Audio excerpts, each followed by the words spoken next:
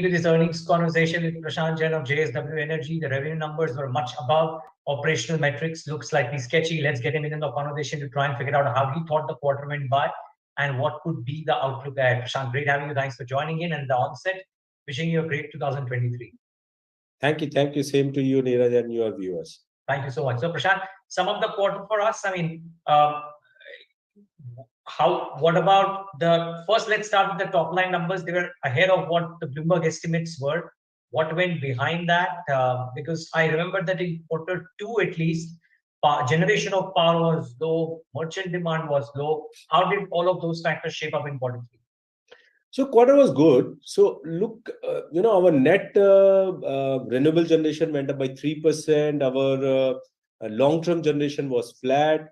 Revenue went up because our 83% portfolio is PPA tied up and total fuel passed through, and then coal prices went up by 37%. So fuel prices were year on year higher by 37%. That translated into higher revenue. The merchant volumes were lower because the power demand during the quarter was only 6.5%. And previous year we had a October, and where the power was being sold at 20 rupees. This time the power tariff were very muted at 4.55 rupee. Coal prices at $245, 37% up, because of which there was a different kind of a situation where coal prices and fuel prices were much higher than the merchant power tariffs, and therefore there was a lower merchant volume, which was by 230 million units, because of which our EBITDA went down, and during the quarter was 18%. But two things which I want to tell your viewers: power business, don't look at the EBITDA margin percentage, because we get a fixed cost for our power which is supplied. When fuel prices go up, our EBITDA margin tends to go down, but absolute EBITDA remains same. So, and that's what happened during this 9 months also. And so you need not to look at that 50% of EBITDA margin coming down to 28% is something going wrong in the business. It's not that way. Second thing is our 83% PPA tied up, 17% open business. You need not to be seeing that quarter on quarter merchant volume, because during the first 9 months, our merchant volume is 65% higher than the previous year, both in terms of the volume as well as in the EBITDA contribution. That's why our same kind of a capacity, our EBITDA for the first 9 months is higher by 5% at 2,950 crores. So don't look at the quarter on quarters. Second part, going forward in the merchant market, for the first 9 months, the power demand went up by 10%. For the Q3, it was 6.5%. For Q4, for the first 22 days, it is up by 15%. Power tariff, which was at 4.55 rupees in the Q3, is now at 6.5, 7 rupees. Coal prices, which were at $240, up 37%, is down to $160, $170. So on one side, power demand is going up, tariffs are going up, coal prices are coming down. So you are going to see a better offtake in the merchant volumes, and our growth projects are going well on time and schedule. So business is quite robust and kicking. From what you're telling me, Prashant, there should be an immediate, and I know you mentioned that don't look at these operational metric numbers per se, but purely by virtue of the fact that the demand seems to be constant. And I'll come to the short-term volumes as well. But since 82% is tied up PPA, coal prices have come off the way you mentioned they have, one would reckon that quarter four would see a bit of a turnaround in a lot of these metrics, which might have looked painful in quarter three. Correct. You're absolutely right. So EBITDA margins will change, coal prices coming down, the customers will have a lower purchase power prices. So that will also change. Robust power demand growth and lower prices will kick in higher merchant volumes. So all is going well, and it's a pretty exciting thing to first time seeing that 10% growth in the first 9 months, and this is post COVID. 2022 COVID was totally normalized, and then in 23, if you are seeing this kind of a power demand, it is giving you some sort of a different kind of a picture. Last 20 years, I have seen the power demand on an average between 5.5 to 6.5%. I've never seen this kind of a robust power demand. It is something which is happening because of the electrification, urbanization, purchase power um, increase. Everything is kicking in together. So I'm pretty excited. The capacity additions are muted during the first 9 months. You have seen only 10 gigawatt of the capacity addition. 3 more months, I see another 2 gigawatt, 3 gigawatt capacity addition. So this year, you are going to see less capacity addition as compared to the previous year, mainly all renewable. Um, so market is going to be quite tight. Hmm. Just wondering, is there a bifurcation, Prashant, to your mind about the quantum of demand coming in from the industrial side versus the quantum of demand coming from the other side? Because I would reckon industrial demand, once it kind of picks up meaningfully, if not already, would be a juggernaut that will be difficult to stop for a slightly longer period of time because of the capex drive that is anticipated. That's not available. The data points, such data points are not available. But I can Anecdotally. anecdotally, yes, the industrial demand is pretty good, and there is a shift of the captive demand also to the discom demand, because the fuel prices were pretty high, and it was more prudent for them to buy from the discom than to generate their own power. But once it is going down now in quarter 4, that also will migrate back to the captive source. But the power demand mainly is higher primarily from the industry space. Got it. Prashant, just wondering, kind of where the start of 2023, what does 2023 hold in store, so to say? If anything, 2022 was extremely choppy and volatile, both on the demand as well as on the input cost front. Do you reckon there'll be a semblance of sanity, or is it difficult to call as you see things right now? No, I think things are coming back on track. Like, commodity prices are coming. Excuse me, they're coming down. The gas prices in Europe and US have come down, which is changing the complete dynamics. And the corporate balance sheets are totally delivered.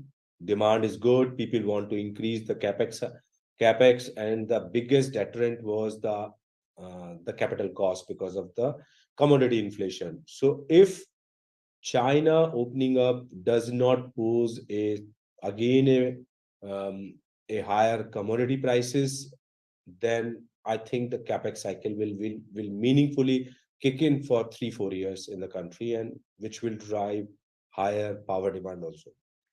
Hmm.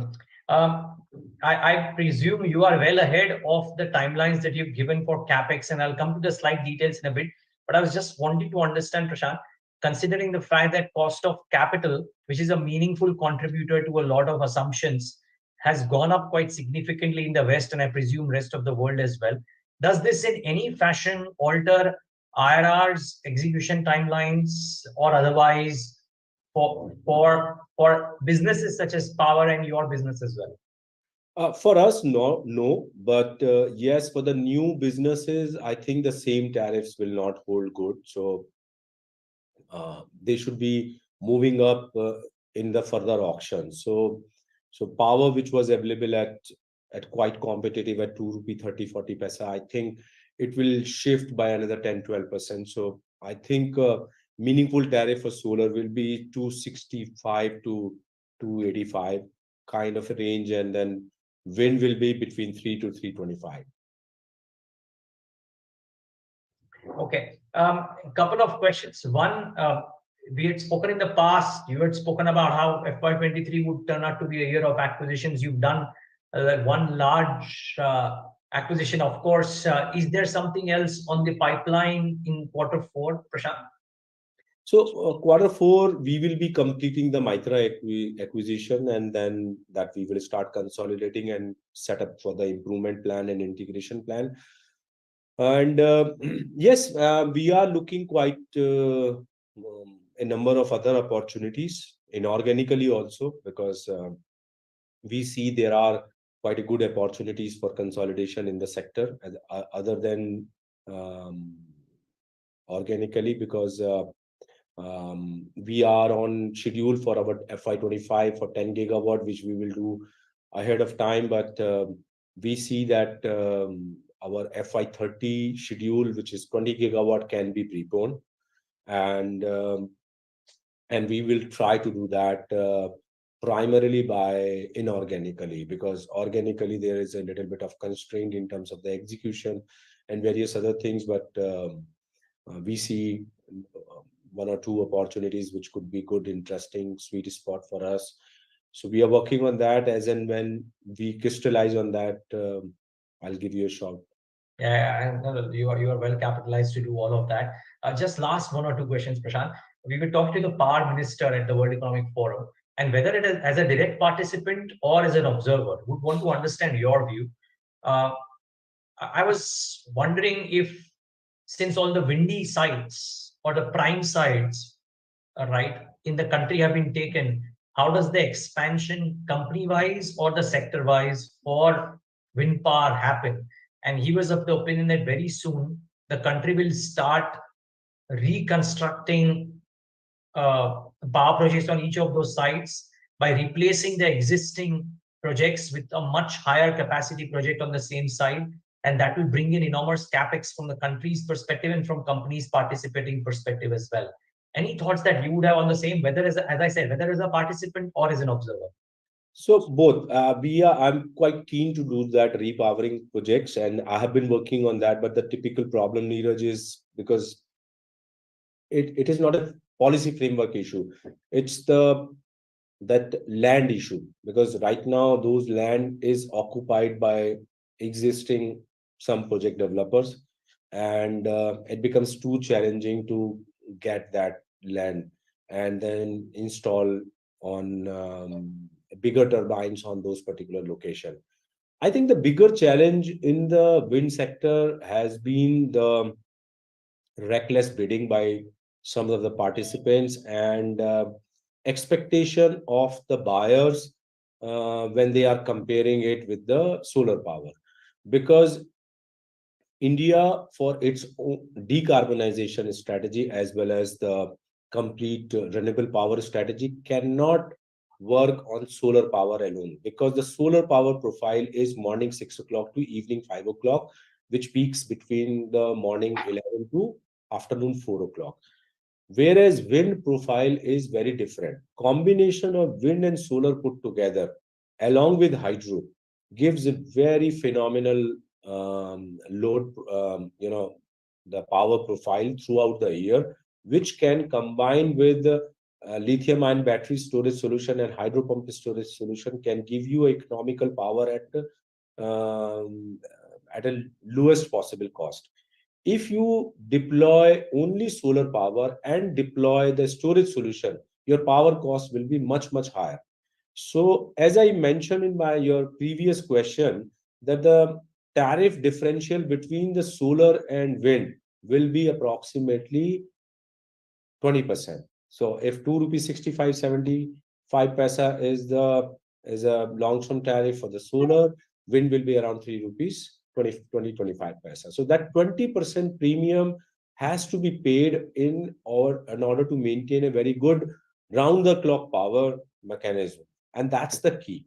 And that will generate a lot of wind sites, because the new wind turbine technology is operating at a lower wind speeds, and so that gives a very good profile. But the whether you go on a higher windy sites or lower wind speed sites, the tariff is the main key which needs to be seen. And then that is what a little bit of a buy-in has to come by a little bit of a policy advocacy, that power need not to be compared. Same way, if you look at the hydropower profile gives you the 2 hour peaking in the morning, 2 hour peaking in the evening, but as a whole power price is around 4 rupee 25 paisa. But if you have to achieve the similar objective with solar power, 2 hour peaking in the morning, 2 hour peaking in the evening, and 2 rupee 65 paisa,